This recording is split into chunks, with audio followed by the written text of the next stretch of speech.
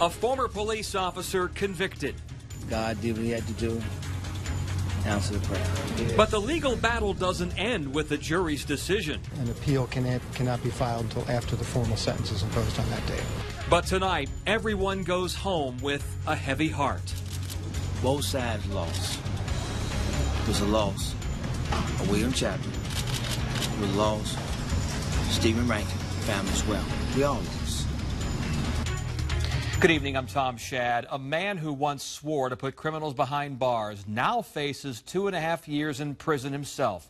A jury believes that's the appropriate sentence for former Portsmouth police officer Stephen Rankin. It found him guilty of voluntary manslaughter in court today. And we've been following this case since April of last year. That's when prosecutors say he pulled the trigger on 18-year-old William Chapman II as Rankin confronted the unarmed shoplifting suspect in the parking lot of the Frederick Boulevard Walmart. After the jury read its verdict, Rankin took the stand with this message for the Chapman family. This is a terrible tragedy. I wish it never happened. I wish none of this had ever occurred. I can't begin to fathom how much pain that family's going through after losing a loved one. I wish I could have done more than I did to try and keep them alive. I did everything that I could, and I wish that none of this had ever happened. But sadly it did. 10 on your side's Liz Kilmer's been tracking the developments all evening and joins us now with reaction from both sides. Liz? Well, Tom, an incredibly emotional day for all involved. Chapman's mother cried after the verdict was read. Later, she didn't want to comment, but a family spokesperson told me justice was served. Meantime, Rankin's attorneys say the jury wasn't provided the full story. They say this isn't over. Are you pleased with the verdict? Escorted by loved ones, Sally Chapman was too emotional to talk, leaving the courthouse Thursday, just hours after a jury decided the fate of the former police officer who fatally shot her son. We wanted justice. We received justice. Earl Lewis Jr., family spokesperson, says he's grateful Stephen Rankin was found guilty, if only of voluntary manslaughter. Jurors could have recommended a sentence of up to 10 years, but they went with 2.5. Of course, it could have been more. But at the same time, you have to start from somewhere. But this isn't the end. According to Rankin's attorneys, James Broccoletti and Nicole Belote, they plan to appeal the verdict, arguing that the jury didn't see the whole picture. For example, Chapman's prior criminal convictions. I think it certainly impacted the jury's sentencing because he was portrayed in one particular fashion and we were unable to present the true facts and the true circumstances. That's the unfortunate piece, as well as the fact that our client now is a convicted felon and his life is forever changed. The case for all involved, wishing they never had to be here in the first place. Both sides lost. It was a loss of William Chapman. It was a loss of Stephen Rankin, family as well. We all lost. And Rankin right now is out on bond. His sentencing date has been set for October 12th, at which point the judge can impose a lesser sentence. His attorneys plan to request no jail time and then file an appeal. I'm Liz Kilmer, 10 on your side. Well, now let's go back to the beginning. This all began last year, April 22nd, when police received reports of a shoplifter. Minutes after responding to that call, Officer Rankin shot and killed Chapman. 4 months later, State Police completed its investigation and handed it over to the Commonwealth's attorney in Portsmouth. 3 days later, she sought an indictment against Rankin. Then, in September, Rankin was charged with first-degree murder. That led to months of motions in the prosecution and defense going back and forth in court. Last month, the judge denied a change of venue, and last week, trial began. We've been telling you that Chapman is not the first man that Rankin killed. Back in 2011, Rankin shot Kirill Denyakin of Kazakhstan. Police were responding to reports of an intruder and say that Denyakin lunged at them. He was not armed. Denyakin's mother, Yelena, cared so much about the Rankin trial, she traveled 6,000 miles from her home country to see the outcome. She and others loved Denyakin, say the guilty verdict is good to hear, but there's still pain. But she very sad with, when Rankin shot her son 11 times and he wasn't guilty 5 years ago. It's kind of upset her. But she feels vindication from this. She feels happiness from this, that he's paying the price. He's guilty. when he first came out here, he was our best friend. We were hanging out with him every day. And to have an officer shoot him 11 times in front of my house, in front of my wife, in front of my kids, and walk away from that, where's the justice for her family? Investigators eventually cleared Rankin of any wrongdoing in Denyakin's death. The judge also ruled the jury was not allowed to hear that piece of Rankin's history in Chapman's trial. We'll be keeping you posted on the appeals process as well as the official sentencing. Meanwhile, find our entire coverage of this story dating back to the very beginning. It's posted right now on WAVY.com. Donald Trump's running mate, Indiana Governor Mike Pence, made 2 stops in our area today. He wrapped up a day of rallies in downtown Norfolk, but before that, he held a town hall in Virginia Beach. The crowd was quite receptive. You can barely see him there, but that is Governor Pence walking up to speak at the Founders Inn. 10 on your side's Aaron Kelly spoke with him one-on-one about Trump's statements and treatment of Gold Star families. Does Donald Trump owe an apology to the Kahn family, to Gold Star families in general? Donald Trump and I both believe and have said that Captain Kahn is an American hero. And his family, like every Gold Star family, should be cherished by every American citizen. Trump was criticized after he said he made a lot of sacrifices creating jobs. That was in response to the Virginia father of a fallen soldier who said Trump has, quote, sacrificed nothing. We also asked Pence about Trump not endorsing high-ranking members of his own party. You have supported Paul Ryan. Donald Trump has not yet endorsed him. Is there a problem with party unity? Oh, not in the least. I think you saw in Virginia Beach today this huge crowd that turned out for me, the over 10,000 that gathered yesterday in Florida at several events for Donald Trump. We're sensing, not just in the Republican Party, but in this movement that Republicans, Independents, and Democrats are coming together around Donald Trump's vision to make America great again. And not everyone was happy that Governor Pence stopped by Hampton Roads. Hillary Clinton supporters protested next to his rally in downtown Norfolk. They were angry over how Donald Trump treated the Kahn family following the Democratic National Convention. One veteran told us that she does not want Trump to have his hands on the nuclear codes. We don't want someone in the White House in charge of the most powerful nation and the most powerful military on this earth that has a quick trigger finger, a disregard for the lives of other people, and just does not understand tact and diplomacy. Meanwhile, Hillary Clinton was out west. She campaigned in Nevada today. New at 11, Chesapeake-based Dollar Tree is cutting hundreds of jobs from the Family Dollar Support Center in Matthews, North Carolina. It says eliminating the 370 positions will help facilitate a merger. You may recall Dollar Tree bought the former competitor a year ago. Wednesday, Dollar Tree announced it was investing millions of dollars and creating jobs at land it already owns in Chesapeake. Following up on a breaking news story from last night, we now know a Newport News judge has appointed the Norfolk Commonwealth's attorney to look into Newport News Vice Mayor Tina Vick. The question is why? Court documents say Special Prosecutor Greg Underwood will review a possible criminal charge, but they don't say anything else. Today, 10 on Your Side reached out to Vick, but she referred us to her attorney, Robert Lawrence. He says he does not know the allegation, but does not believe there's any substance to it. We've also reached out to Underwood's office, but he never called us back. Following up on 3 people shot in a hoskie, a clerk at Murphy's Express gas station has died. Investigators say 2 other victims should survive. They believe that Shakur Stevenson of Murfreesboro opened fire near a vehicle full of people, also hitting the clerk. Police want Stevenson for murder and say he's armed and dangerous. If you know where he may be, call 911. Tonight, one man's in custody suspected of shooting 3 people in Norfolk, and that was broadcast live on Facebook. U.S. Marshals arrested 25-year-old Tony Roundtree yesterday afternoon in Suffolk. Police say he was riding a hoverboard when authorities took him into custody. Police wanted Roundtree for the shooting on Bainbridge Boulevard last month. 3 people were shot in that car. Roundtree is at the Norfolk City Jail tonight. And new tonight, Elizabeth City State University is getting a major facelift, one worth $13 million. Governor Pat McCrory and university officials made that announcement today. The bond money will be spent on campus improvements over the next 4 years, including renovations of the G.R. Little Library and Moore Hall. The governor also announced the university is part of an experimental plan to lower tuition by $500 each semester. Which $1,000 in 1 year is going to be a great savings to students. And one of my goals is to make college more affordable for students so they can not have debt at the end of their college years but get a job. The money comes from Connect NC. It's a bond that voters approved earlier this year.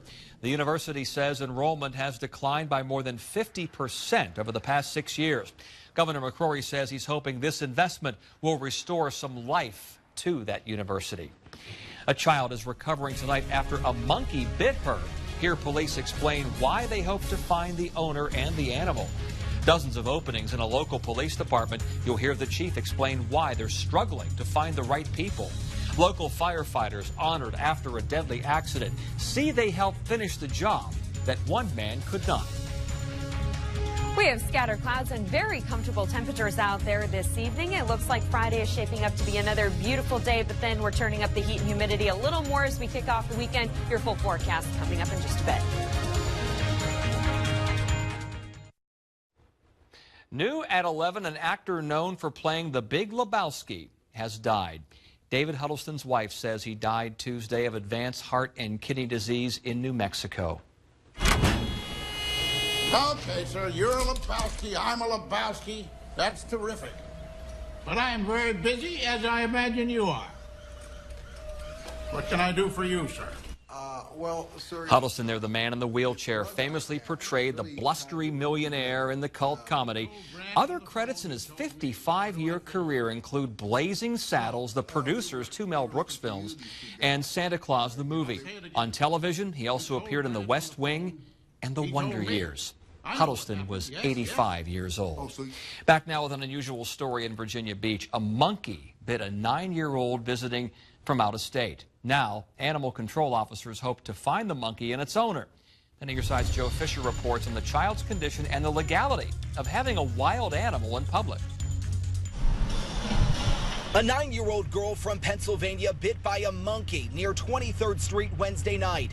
Animal control says while her injury is minor, a bite to the hand, there's still reason for concern. I mean, we always look at rabies, herpes. There's a wide list of different viruses that monkeys are carriers for that they can transmit to humans. So. It's an unusual case, but Animal Control Officer Megan Conti says it's not the first time. I think monkeys are just like any other animal out there. They can change their attitudes with the wind. Conti says a family encountered a man with a pet monkey around 10:30 p.m. on Atlantic Avenue. She says it was an otherwise pleasant interaction. The owner of the monkey was cradling the monkey and the monkey was sitting on his shoulders. So it is a medium-sized, a little larger than a cat, about the size of a mid-sized poodle.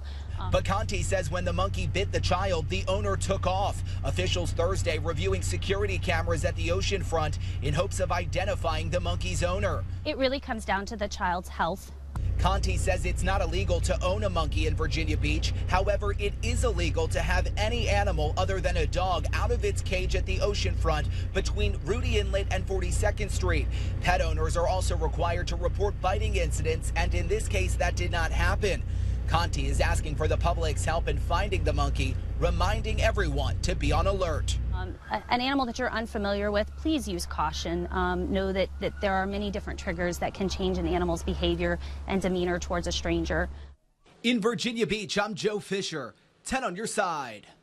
And if you saw that monkey last night or today sometime, police say they want to hear from you.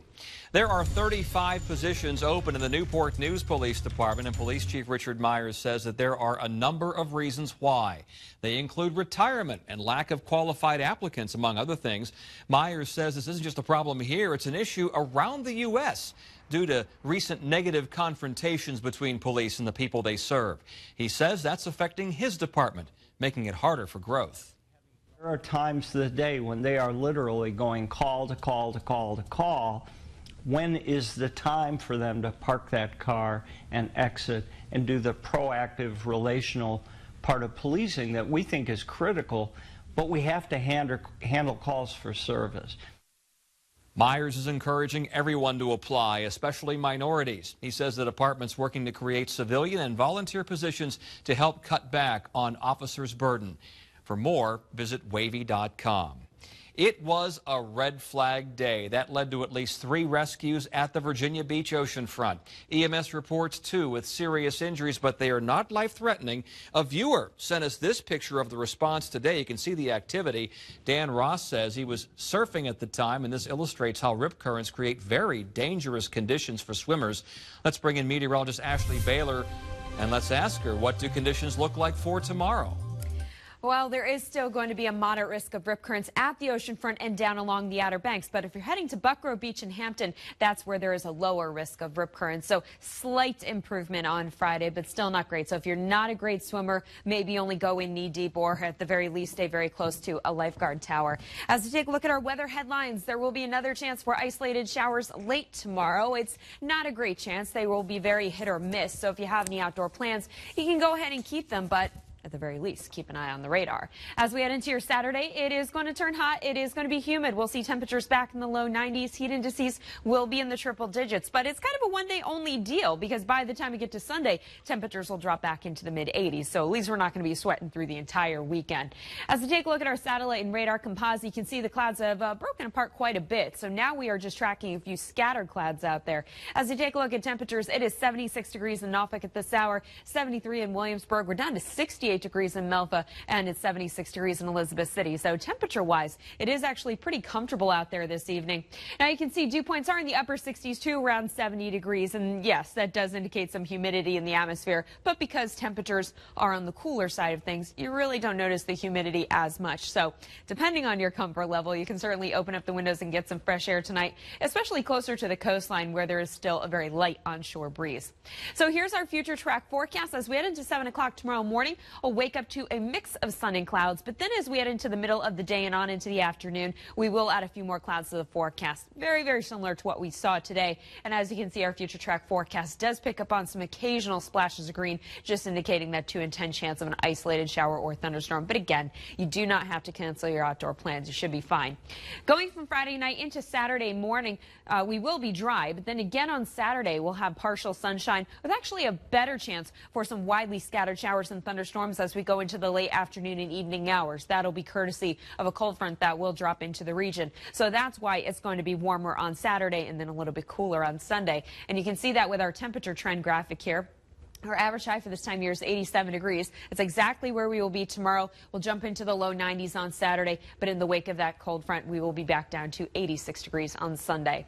So tomorrow in northeast North Carolina, we're looking at a high of about 85 degrees in Edenton, 88 degrees in Hatteras. Across the south side, 85 degrees tomorrow in Norfolk, 87 in Portsmouth, 86 degrees in Chesapeake. Across the peninsula, we'll have a few peaks of sunshine with a spot shower or 2 late in the day. 87 tomorrow in Smithfield, 84 in Yorktown, 88 degrees in Williamsburg, points north of that and along the eastern shore, 83 in Melfa, and about 81 degrees in Gloucester. There's our 7-day forecast. So scattered showers and storms from Saturday evening on into very, very early Sunday morning. As we head through your Sunday, we will see increasing sunshine with a high of 86. We'll keep the sunshine going right through Monday and Tuesday of next week. And so far, it looks like temperatures will stay in the mid to upper 80s. Yeah, a little bit close to 90 degrees on Wednesday and Thursday. But at least we will be dry those days. But, you know, things can certainly change between now and then. So keep up to date with our latest forecast at WAVY.com. Neighbors reach out to first responders who stepped up for a family in need. You're going to see how they honored the crew. We're getting more reaction to the outcome of a high-profile trial just into our newsroom. The Portsmouth NAACP is weighing in on the manslaughter conviction against former Portsmouth police officer Stephen Rankin. It says in part, quote, "Tonight, the voice of justice has sounded in the city of Portsmouth, although it will always be affected by William's death," William Chapman. The family and Portsmouth's community can take some small comfort that the person responsible for recklessly taking of William's life will be held accountable by the criminal justice system, end quote. As we've been reporting all day long, today a jury convicted Rankin for killing William Chapman II in the parking lot of the Frederick Boulevard Walmart last year. For all all of our coverage on this story, go to WAVY.com. Well, neighbors are honoring first responders in Newport News for their selflessness in the face of tragedy. Last month, police say a 17-year-old hit and killed 42-year-old Arnold Coates while he was mowing his lawn. That was on Red Oak Circle, while they say that she was running from police. Firefighters who responded to that accident later finished cutting Coates' lawn. Neighbors gave them a plaque for their good deed. We'll be right back.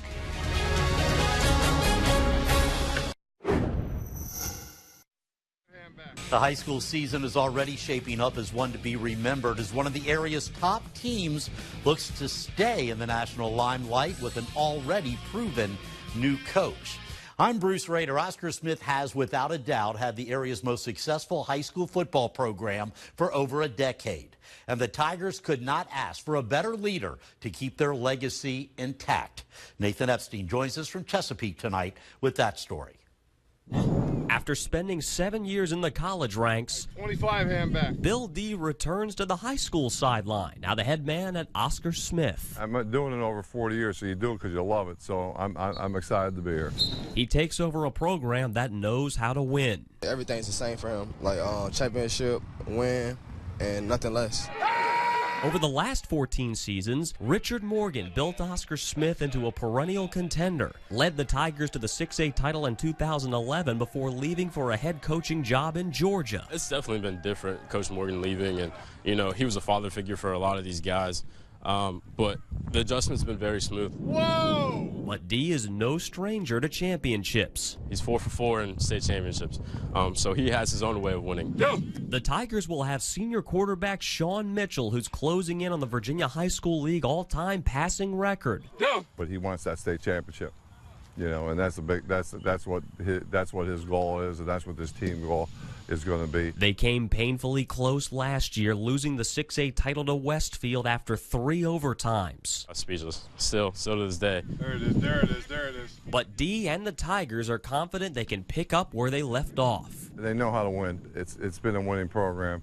You know, it's just that every group's different. There's going to be a lot of leadership on this team. We have a couple young guys that are going to step up and surprise some people. Definitely think we #1 still, but other people don't think that, but we just going to show them. They'll get a chance to prove it when they open their season with national power DeMatha. In Chesapeake, Nathan Epstein for the Sports Wrap.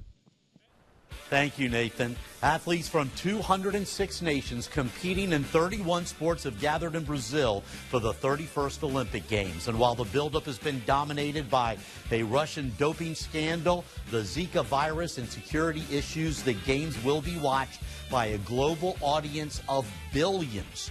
The opening ceremony is set for tomorrow night and is expected to be seen by 3 billion people around the world. Organizers for the opening ceremony have also kept a tight lid on who will light the Olympic cauldron. My guess is it will be the nation's most famous soccer star, Pele. And a total of 271 Russian athletes have been cleared to take part in the Rio Olympics. And while 118 competitors have been banned, it's still a victory for a nation that's been slammed for having a state-sponsored doping program. We'll start off with partly cloudy skies tomorrow morning. Chance of isolated showers late in the day. Better chance of showers late Saturday. Have a good night.